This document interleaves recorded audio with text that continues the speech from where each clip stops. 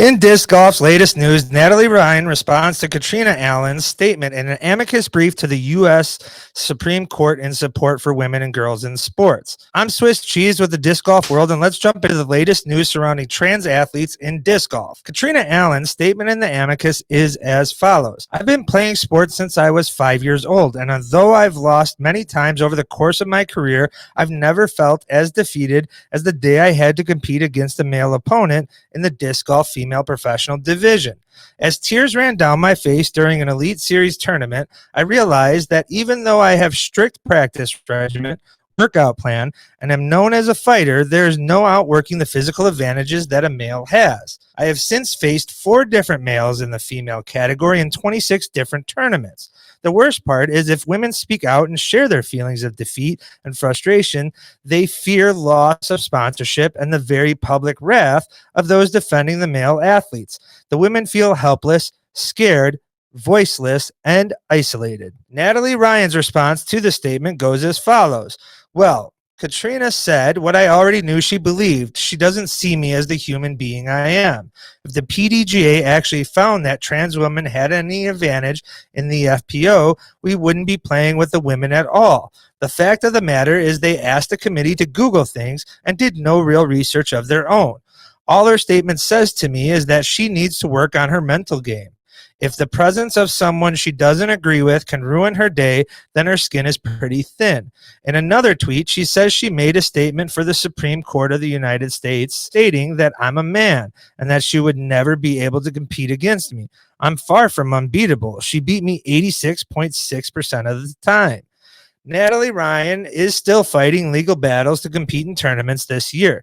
And I don't really care to go into whether or not trans athletes should be able to or shouldn't be able to participate in disc golf.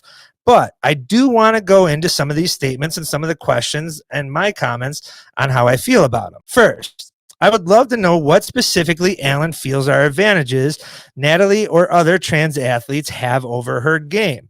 I know many of you may go towards distance with the classic rebuttals of puberty, and her and Catrina would be actually close in distance. And she consistently defeated Natalie and other trans athletes in the tournaments that she mentions in the amicus. Is she implying less work, stamina? I would simply just love to know the specifics from and actually coming from a competitor. Second, the issue I have are the comments about not being able to speak out for fear of loss of sponsorship or wrath of the public. Look, everyone has that fear in the workplace, and it's amplified further as she is a public athlete. And I credit her for having the courage to speak out, and that's brutally honest. That being said, everyone has that opportunity if they choose to. They are not voiceless. Could there be repercussions for what is said? Sure, just like every other time anyone opens their mouth and talks in public. My last issue is the purposefully misgendering of a fellow competitor. I understand what these statements are trying to accomplish and the goal that they're trying to reach.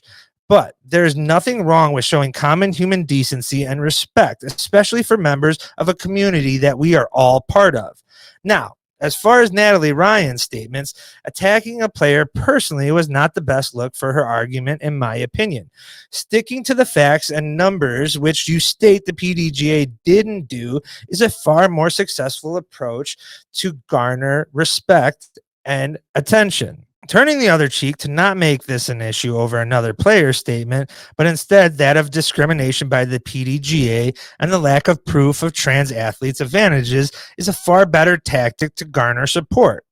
Now, I have not been attacked like either Natalie or Catrina has, so I understand emotions are far higher for the two of them in this scenario, and that's a privilege that I have. These are just my thoughts and the statements that each of these ladies have provided to the public, and a debate that will continue throughout the year whether we'd like to discuss it or not. Look, I hope you enjoyed my efforts of navigating this difficult debate. If so, please make sure to like and subscribe. Thank you.